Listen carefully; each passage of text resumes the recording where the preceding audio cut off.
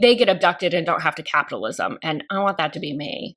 My mood is so boosted. Seasonal affective disorder who? I gotta be honest, I really want to DNF this. We are off track. And it's snowing! Okay, my brain is fried.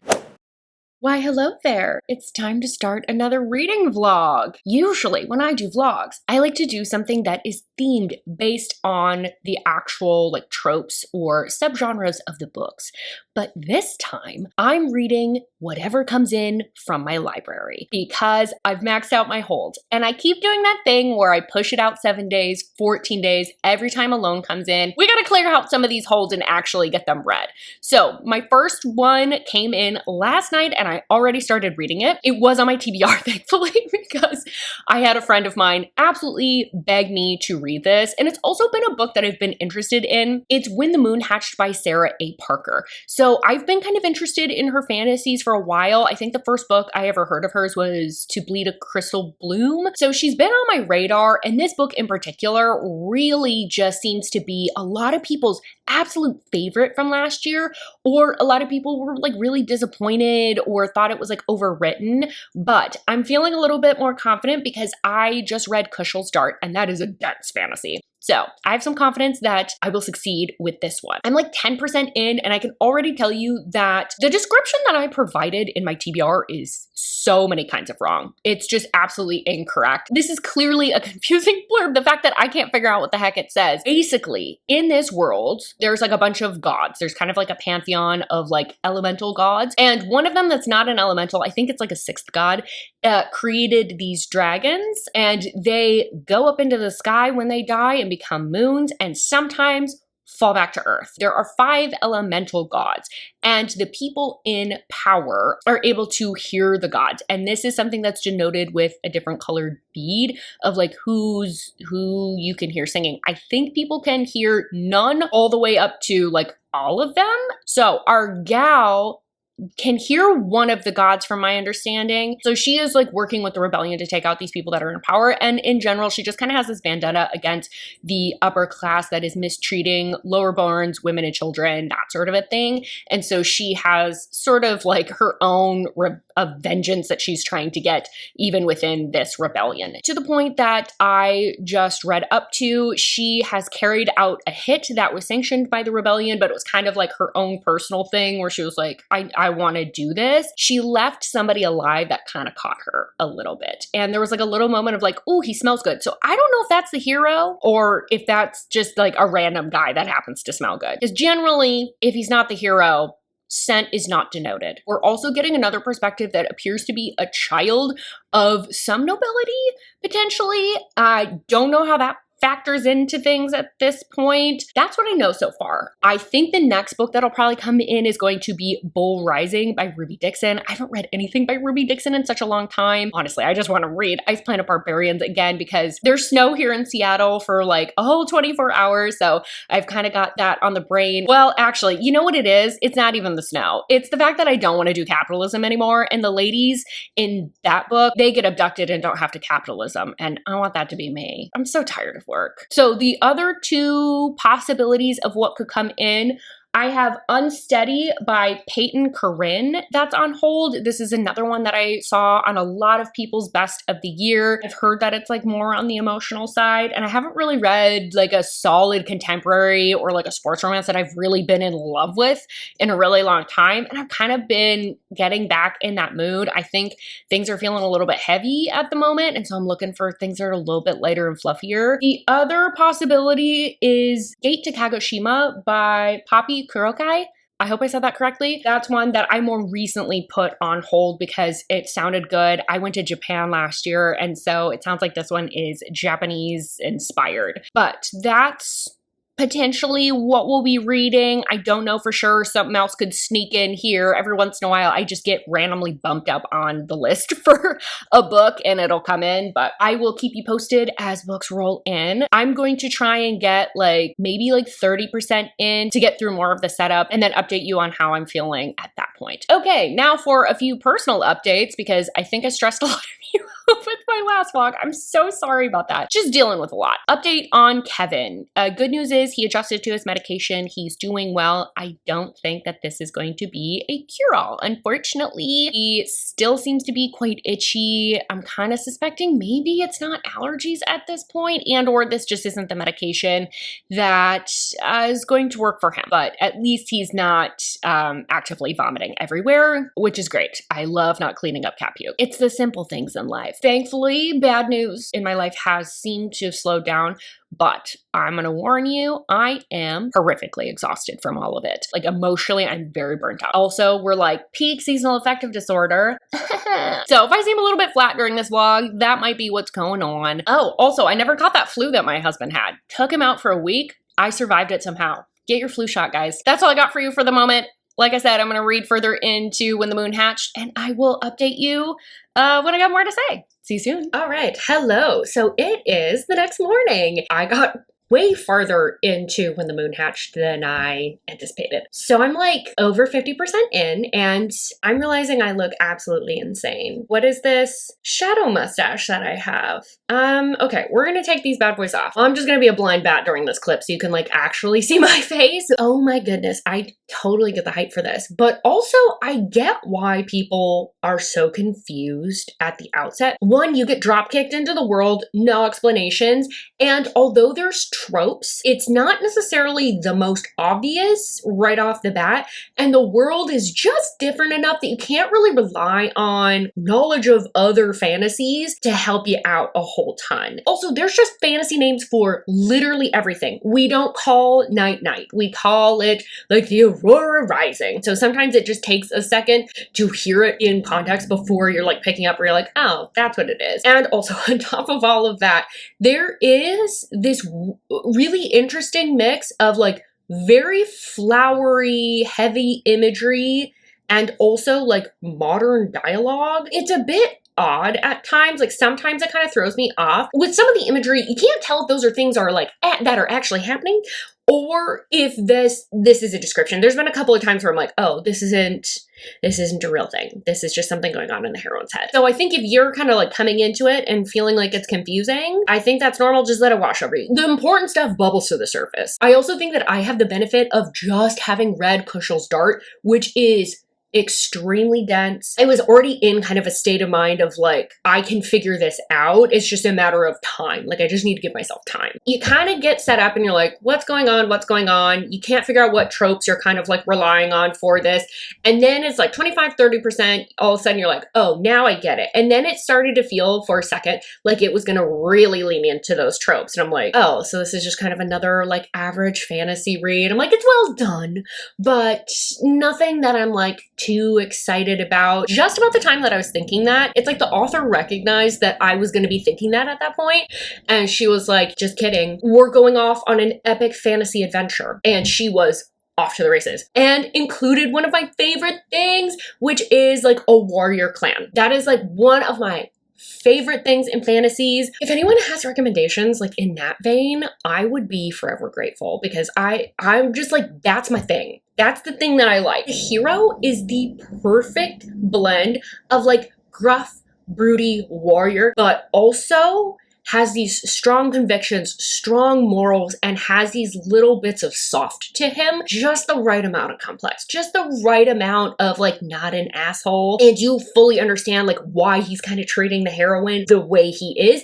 because girlfriend can dish it out. She is snarky and she's a fighter that can actually do some damage. Like she's actually good at fighting. Thank you, Sarah A. Parker. How many fantasies have I read where the heroine is the strongest, the best, the most strongest warrior ever, and then she just gets laid out on her ass repeatedly by literally everyone she encounters? Not this gal, and I appreciate that. I will be shocked, honestly, if this is not a 5-star. The last time I remember finishing a fantasy romance like this quickly, A Fate Inked in Blood, and that was like over a year ago at this point. It feels so good to be reading this and just enjoying it on the level that I am. I'm so happy that I'm like on board with a hyped book. I'm like, I feel like I never like popular books, especially for a fantasy. that is usually where I really get myself in trouble. It's like I'm the one Debbie Downer that doesn't like the fantasy book everyone else is living. I think, you know, what's also helping is that I'm able to like text my friend about it just in real time because he's already read it. This is already an enjoyable fantasy, but that's just adding to how much I'm liking this too, is like being able to talk about it with my friend. Yesterday I was kind of fully in my seasonal affective disorder feels. I was just kind of feeling like a little bit down, a little bit mopey. You know, this has been giving me a good dose of community. Honestly, well, I had really good conversations with another couple of friends, and then also, but kind of buddy reading this almost with another friend. I'm like, I really needed that. I really needed that. I needed to get out of my head. I really just needed that moment of community and connection with people. And I'm feeling really refreshed between loving this book and also having that. I'm just like, my mood is so boosted. Seasonal affective disorder who? It'll rear its head in a couple of days and I'll be like, I thought I fixed it. That's what I have for updates. I think I'm gonna finish this bad boy today. I will update you when I finish reading this. See you soon. Why, hello, good morning, folks. So it has been a couple of days since I was able to update you, but I did finish When the Moon Hatched that same day, like right after that clip. I burned through the rest of it. The reason I couldn't update you is because after rereading the epilogue like 3 times and realizing, oh no, I'm gonna have a horrible, horrible book hangover, I immediately had to go and get my hair done. So we're looking blonder. Just had a little refresh on my hair. It was feeling a little scraggly. And then that night my friend came over because we went snowshoeing the next day. And so then I was out in nature all day. It was gorgeous. It was gorgeous. We were the first people out there. We saw almost no one on the trail. It was snowing the entire time. So we were a little bit soggy, but it was so beautiful. So that was so fun. But then I was so tired afterwards because I don't know if you've ever broken in a snowshoeing trail, but woof. Oh my God. It takes a little extra work. So I was pretty exhausted, so I didn't get a chance to update you the other day either. I'm here now, and oh my God, I am obsessed with this book. I just feel like that term gets thrown around a lot for just like any book that anyone likes, it even remotely. No, that's not what I'm talking about here. This is like 6-star read, like above 5 stars. Whatever is above that 10 stars, I'll give it that many. If this author wrote an extended epilogue or a bind up of short stories, I would read it. I want to stay in this world so bad. I literally do not care. I would read any material she put out about this couple. It had 2 tropes that I absolutely eat up, and they were executed in a unique way that I found fun, engaging. It felt like a fresh take on things. The romance? I'm sorry. The tension, the pining. Oh my God, I was hurting for these 2 so bad. They can't be together. There's political reasons. There's things getting in their way. They are going to have to fight to be together. The heroine just wanting to not hurt for a little bit, to not have to sacrifice, because she's been sacrificing and in pain and had death around her entire life, and to just not want to be the cause of pain for another person, if that means like giving them up to like know that they're happy somewhere else, or at least okay. She's like, I'll do it if that's what it takes. And his love for her, oh my God. All I gotta say is if my husband, if I pass prematurely, if I pass before him, and he is not finding moon shards and putting them together because he knows it would make me happy, I will haunt him. I will haunt his ass. I don't really know what that looks like in like a human context. It would probably just be taking care of whatever cats I leave behind, to be honest. Regardless, he better do that. I'm probably gonna haunt him regardless. Sorry, honey. I know you watch these sometimes. I'm gonna haunt you if I die before you, so just like buckle up for that. Now that we've got that out of the way, you get fun additional perspectives. So primarily you're in the heroine's perspective. This is pretty character driven, I would say, more so than plot driven. Like there is a plot. There's a plot, there's stuff going on, but a lot of it is like the heroine's self-discovery kind of, and kind of peeling back some of the stuff that's going on politically in this world. But you get the hero's perspective every once in a while, not too often, which I thought was perfect. And you also get another character's perspective. It was such a fun way to learn a little bit more and find out a little bit more about the world, but you also didn't get so much of their perspective that I felt like it detracted from the primary characters. Also, I feel like I've heard people describe this as quite spicy. I don't think I would describe it as spicy. I would describe it as very horny because there's a lot of tension that builds with the couple. But I would not describe it as very spicy. But when you get to the spice, oh my God, thank God. Oh, the tension building up to that was spectacular. That's the kind of like slow burn I want to see, where there's so much tension throughout. And then when you finally get it to the fuck it moment, oh, so good. Last thing that I'll say, we got twists and turns throughout the book. They felt really well plotted. I could see in hindsight, oh my gosh, that's what that means, and that's what that means, and that's what that little head nod was about. But you only fully understood it in hindsight. Like maybe you'd pick up on and you're like, hey, something's going on there that I need to pay attention to. And maybe I think I know where that's going, but it never went the way that I thought it would.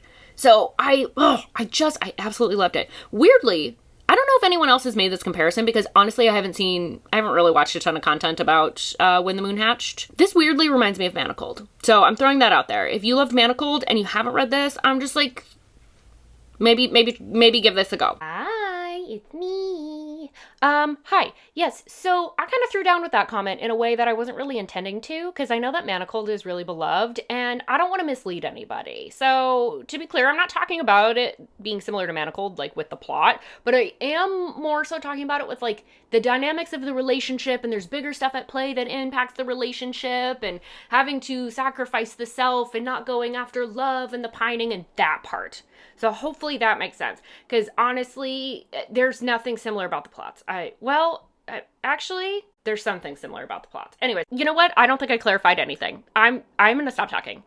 Okay, bye. Yeah, that's where I'm at for the moment. I'm gonna stop gushing about this book because honestly, if this isn't in my top 10, I've had an amazing reading year. Like truly, I have not felt this way about a fantasy romance in such a long time. I'm obsessed. I don't know what else to say. I did get Bull Moon Rising in from the library like 2 days ago. I have not started it yet. I think in a previous clip I called it Bull Rising. That's not the name. Bull Moon Rising. It's by Ruby Dixon.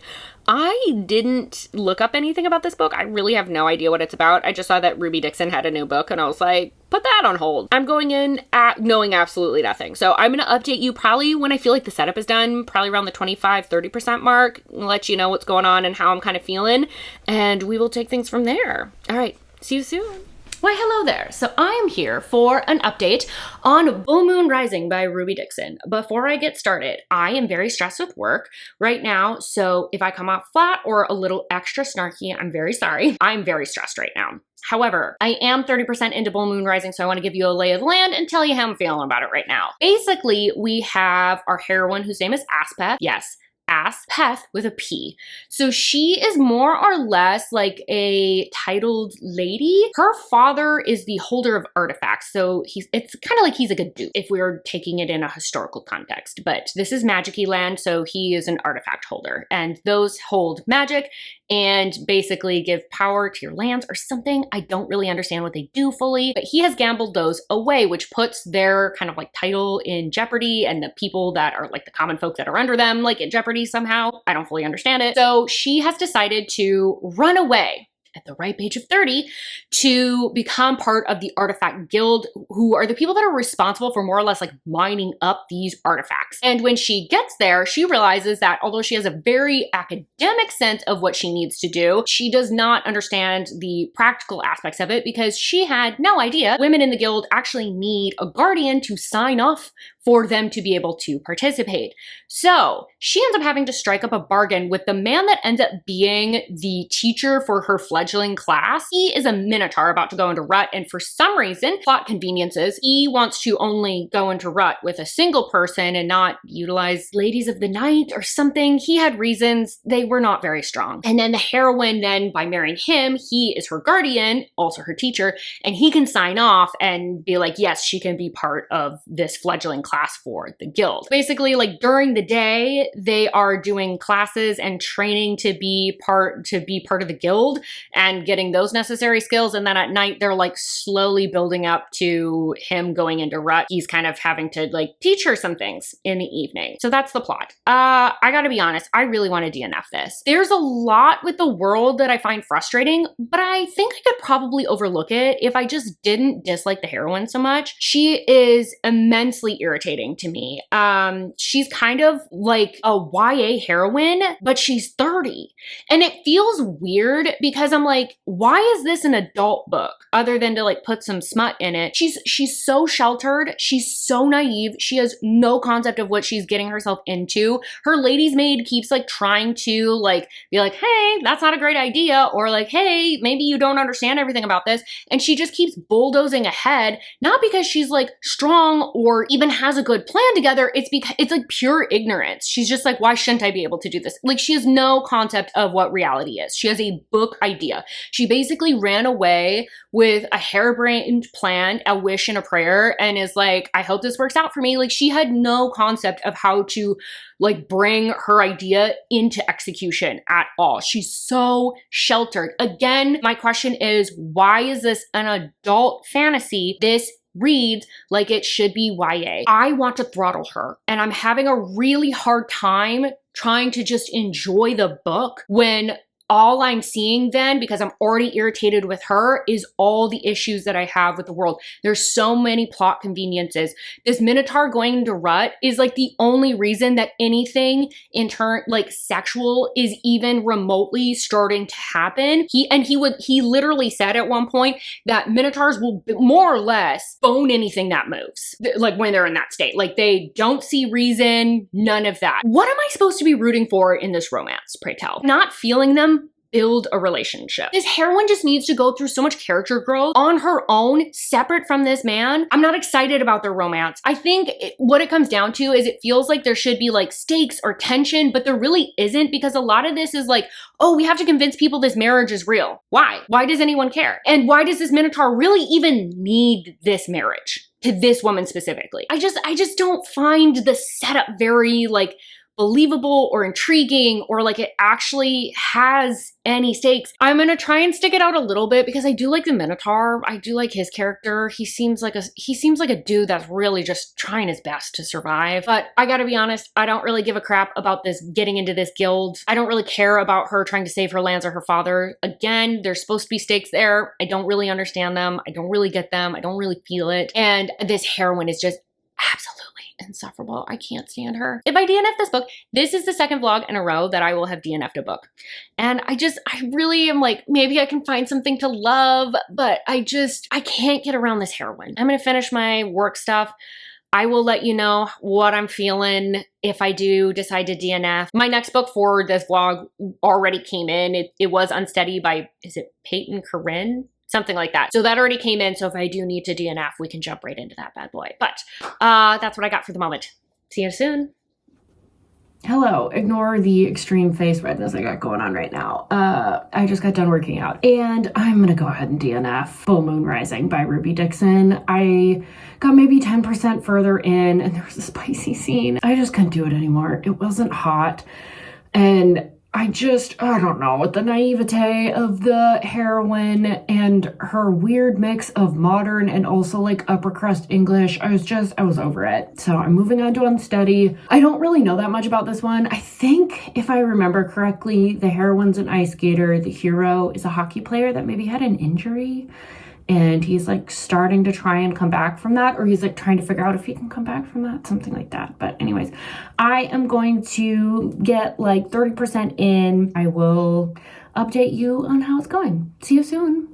Hello, this horrible lighting brought to you by a really late check-in. So it's the same day that I DNF'd the Ruby Dixon book, and I accidentally blew through like the first 40% of Unsteady by Peyton, Corinne. So let me get you caught up on what this book's about. We got Reese. He's our golden boy. He's a hockey player. He was the captain of his team. He had a brutal hit that made him lose his vision for a little bit and honestly traumatized him. He's got some concussion symptoms that he's dealing with. Ever since then, he's been dealing with some PTSD related to that accident, and it's manifested in a lot of panic attacks. So his father, who is an ex-NHL player, is trying to get him back on the ice and is trying to get him to like re-engage and see a little bit of his old self. He gets him to help out with an ice skating summer camp that's for like less privileged children. And there he ends up meeting two different boys because they end up staying a lot later than everyone else because they're guardian doesn't show up. And that ends up being Sadie. Now, Sadie kind of comes in like a bat out of hell. She is a college student that's trying to care for her brothers because their dad is an alcoholic. She's barely making ends meet. She's just trying to go to college, have a normal experience, maintain her scholarship, and also raise these boys. So she doesn't take it too well to it when Reese is like, hey, you should show up and be more involved. And she's like, what do you know? But because she's trying to maintain her figure skating scholarship and he is also trying to get back out on the ice without letting anybody know like how bad things are for him, they both end up going to skating practice early to try and get some extra ice time. And that's when Sadie ends up witnessing a really brutal panic attack and really helping him through it in her own little gruff way. From there, they, share their ice time throughout the summer. And then they also keep just like running into each other accidentally because now they're on campus together, and some of it's also by design, but they keep kind of having these little moments where they're helping each other out in their moments of need because they're both trying to like pretend everything's normal. That's kind of the lay of the land. I am really surprised how much I'm really enjoying this. I think at the beginning, I was a little unsure because it felt a little bit instant. Like Reese had that moment initially where he was like, who is that girl with the gray eyes?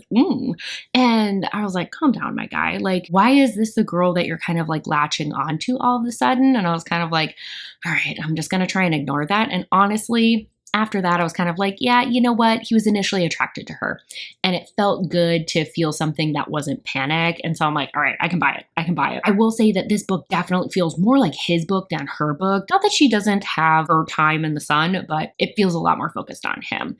And I think what I'm really liking with his character is that this injury has just taken such a hit to his confidence that he feels like he's been stripped of his identity and even his ability to like relate to his own dad. So he's trying desperately to just act like everything's normal. And Sadie's doing the same thing. They're trying to hide it from everyone else. And yet they both know what's actually going on with the other person. And so they're seeing each other through these tough moments and have the ability to show up for one another where they just need somebody to see them. And I really like Sadie too, because I'm a sucker for a prickly heroine. She's so defensive. This was me when I was younger. So sorry to anyone who met me in my teens.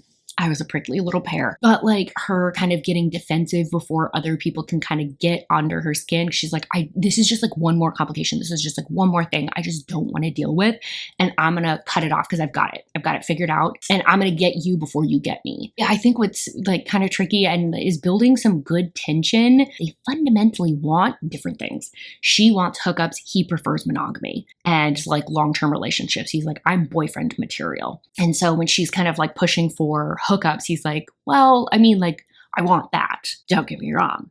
But also, like, I kind of like it when it's a little bit more than that. So I think that's definitely going to cause some issues. I think Sadie's scholarship is going to cause some interference with them because her schedule is going to be so difficult to work around. And just the stress and strain that she's going to be under, I definitely think is going to play a role. I'm really surprised how much I'm liking this, to be honest. Knowing me, I'm probably going to end up finishing this whole thing before I speak to you next. And then maybe we can fit in one more book. Wouldn't that be cool? That cursed me last time. Let's not do that. We'll see where we're at and how much of this I can get edited to. That'll be a key factor. See you soon.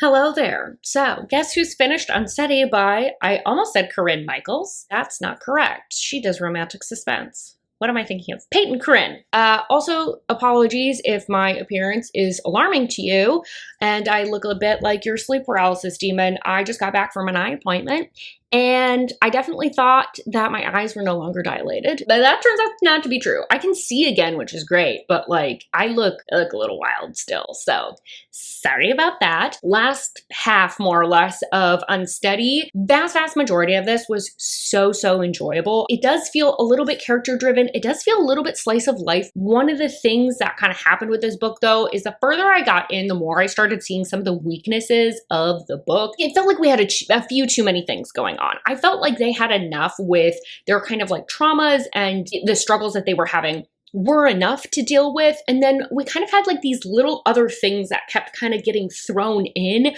where I was like, I don't know that we needed that. And I think the story didn't benefit from this. That just made the ending feel a little bit weak because I couldn't figure out like why the ending was even where it was. It felt like it could have ended earlier. It also kind of felt like the story could have kept going. So the ending just felt a little bit weak because of that. I also just noticed that there was like a few kind of like tropier things that I was kind of like, oh, why did those get included? Where it's like all these girls and guys are going after both of them. And I'm just kind of like, I get it. They're so desirable. Again, just was kind of like another element where I was like, do we need this? Not really. Also, one other thing, I don't know why, both the hero and heroine got caught in these confrontations on occasion, and both of them resorted to violence in order to end them.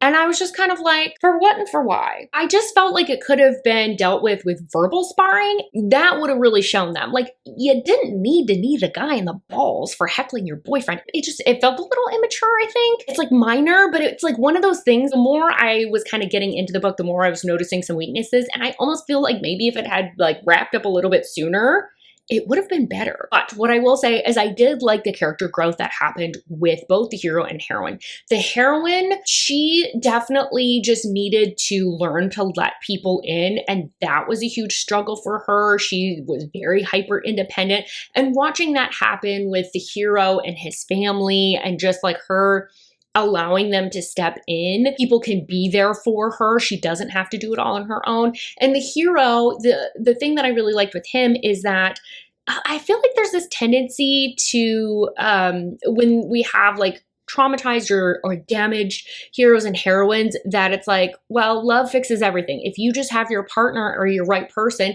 the panic attacks go away because they fix them. And then somehow that kind of puts like the health and well-being of the other person on their partner. And I'm like, that's not how that's supposed to work. Like, you still have to take care of you. And the hero did that, which I was like, good.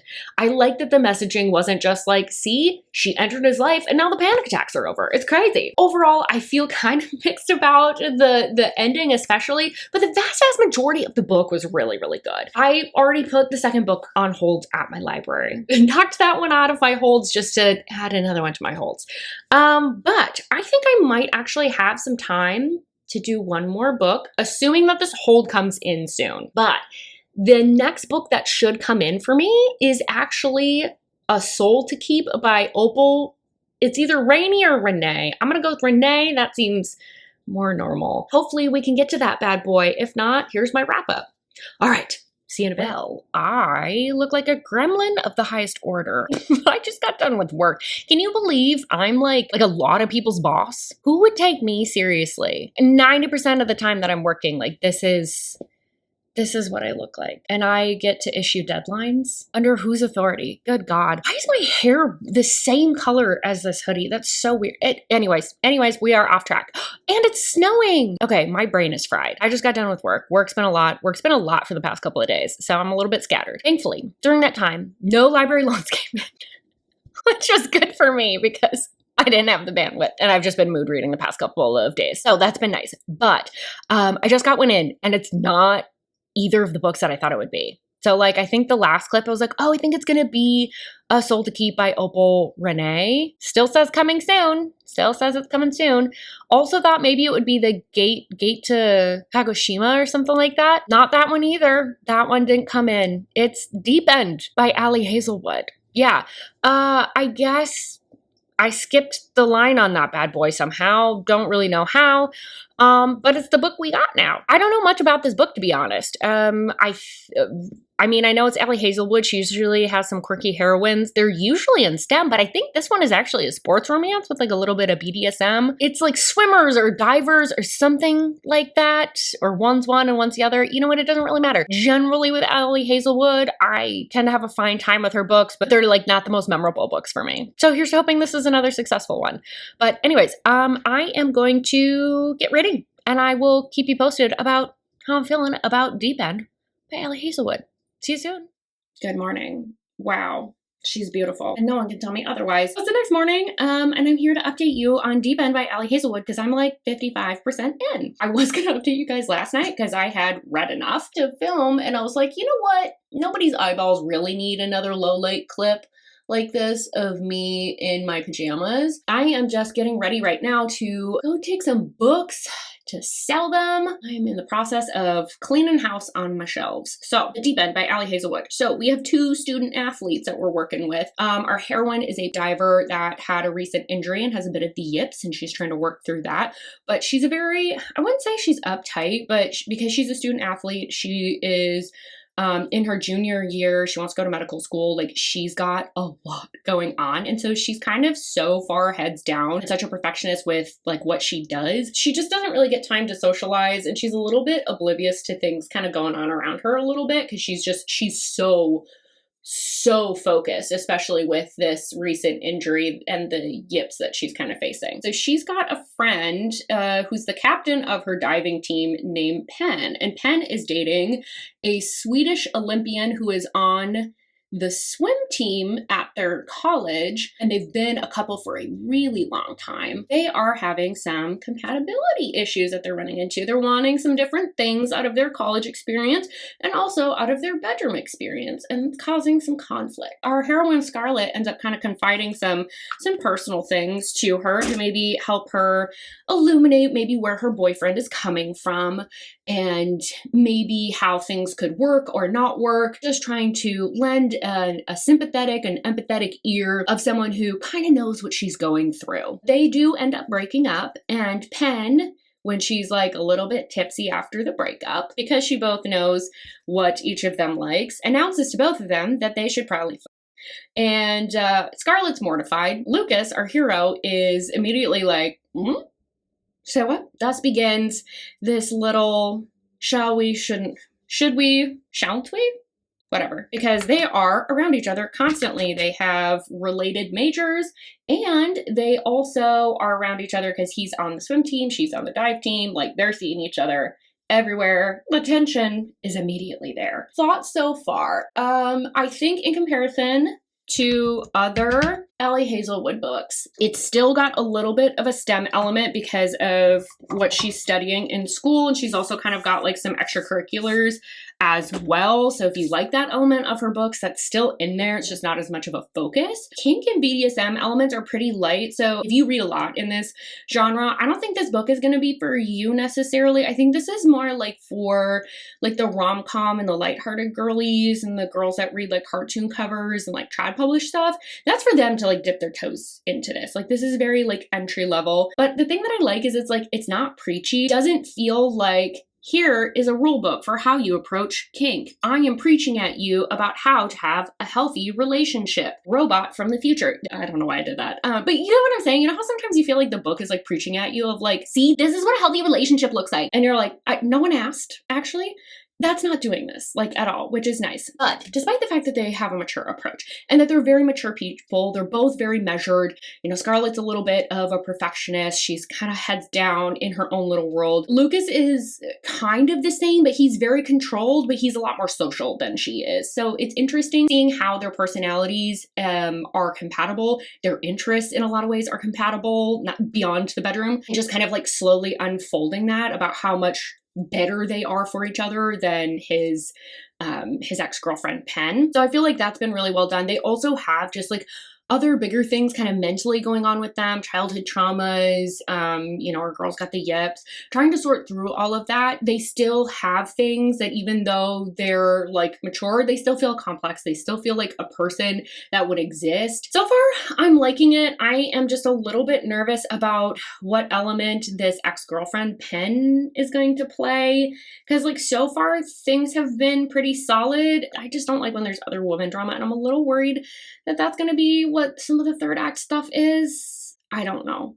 I hope not. That's where I'm at from the moment. I think that this is like a fun read. I'm enjoying it, but I think ultimately it's kind of like a little bit of a forgettable read for me personally, but I'm liking it while I'm reading it.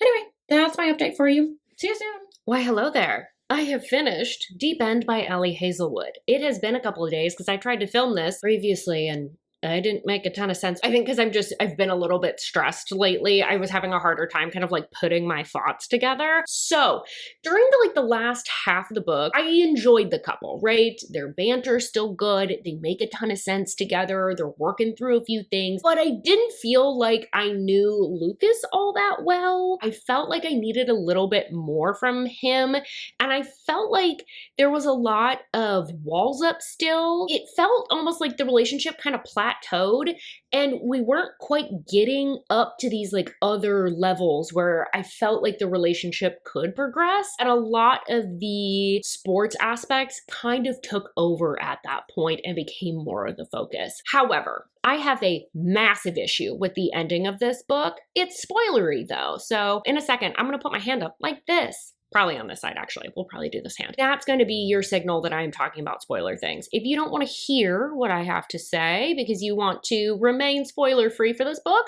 totally fair. Skip ahead until you don't see that hand. I'm doing that because I'm lazy and I don't like putting text on screen because it always looks really weird. Give you a couple seconds here. All right, the hand's going up. It's going up. Okay. Hopefully you're out of here if you don't want to hear spoilery things. I don't like that this book never addressed the fact that Penn is not Scarlett's friend. I don't like that it's sort of sending this message that like, because she apologized in the end, like everything's hunky-dory. This is a symptom of a bigger issue. This reads like two isolated people that kind of became friends because of circumstance. I think for Penelope, for Penn, Scarlett was an emotional outlet and not necessarily something that was reciprocated because she felt fine to just like dump all this information about her relationships, about what was going on with her. She wasn't really asking questions about Scarlett, about her life, about how things were going with Lucas. She had no clue and just didn't know enough about her friend's life to even be able to set aside her hurt feelings and celebrate her friend's win. Instead, she centered herself and her pain and frustration instead of, my friend just did this incredible thing. I'm so happy for her.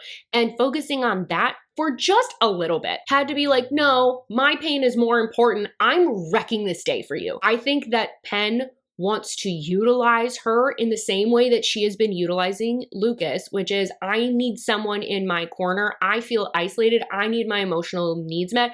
I need someone to tell me that it's going to be okay. I don't necessarily want to have a reciprocal relationship where they are doing the same thing with me. I think what really got frustrating with how that played into the relationship was that he seemed to at times almost prioritize Penelope over Scarlett.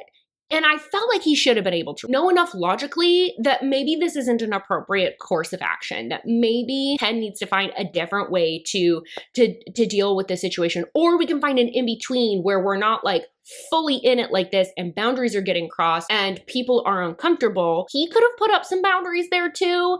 And the fact that Scarlett didn't feel comfortable putting up those boundaries, I'm like, again, I don't think this is your friend. Again, this is a symptom of a bigger issue. And I beg of you, if you have a friend that's like this, I had friends like this in my 20s, there's pain and heartache down the road. That person is a leech in your life and is only going to take and take and take because they don't care about you. So please, please, please, if you have a relationship like this, find a way to extract yourself, because the fact that the book never addressed this really sours my opinion of this book. It really pissed me off. All right, so because that spoilery bit really soured my opinion of this book, I'm going with a rating of 3 stars. You know, the further I get away from this book, the more confused I get. The plot thickens, folks. Yeah, I don't know how to feel about this book anymore. When I finished it, I was so angry. I was so frustrated. Now that I'm like a week away, I'm looking back at the reading experience with a little bit more fondness. And I just, honestly, at this point, I don't know what my rating is.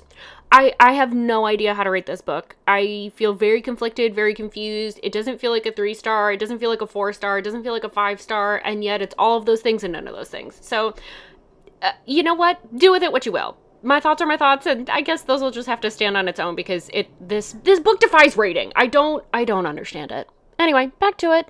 Let's get this vlog wrapped up. We started off strong. My first library loan was When the Moon Hatched by Sarah A. Parker. Yes, I already bought myself a physical copy. This is a new all-time fantasy fave. I also bought my friend a copy because I need to make sure that she also reads it. The pining in this, the love that Khan has for the heroine, the struggles of wanting to be together but knowing that there's something greater at stake. Absolutely adore this book. I cannot wait for the sequel to come out, or the second book.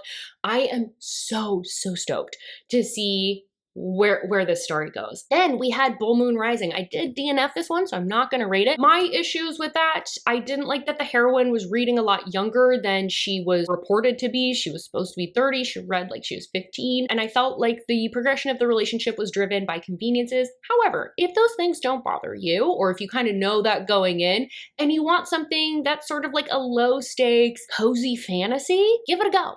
Give it a try. Unsteady. This is such a lovely, sweet relationship. Ending was a little bit weak, but the bulk of the book, the focus of the book, that relationship was just so lovely. I love relationships where in moments of pain and turmoil, the partner can just like see through all of it, see that person and be there to support them unlike anybody else. And that's what you get from Unsteady. And I really loved that part of it. And wrapping things up, Deep End, Ali Hazelwood. Started off so strong. It was such a strong premise. The first like 50% of the book is absolute gold. Unfortunately, this one, the ending was so bad that it really soured my opinion of this book entirely. We started off so strong. It was such a strong start. I thought for sure this was going to be my favorite of Ali Hazelwood's books, and it wasn't. And that's really disappointing because it honestly almost has nothing to do with the relationship. That one's getting 3 stars from me. Those are all the books that I have for you. A lot of these are really popular, so I'd love to hear if you've read any of these. What do you think of them? I'm sure there's going to be some differing opinions. There always is with more popular books. Let me know your thoughts. And don't forget to like this video if you did end up liking it. Subscribe if you want more content from me, or you just really like seeing my face on your homepage. And I really hope I see you on my next video. Bye-bye.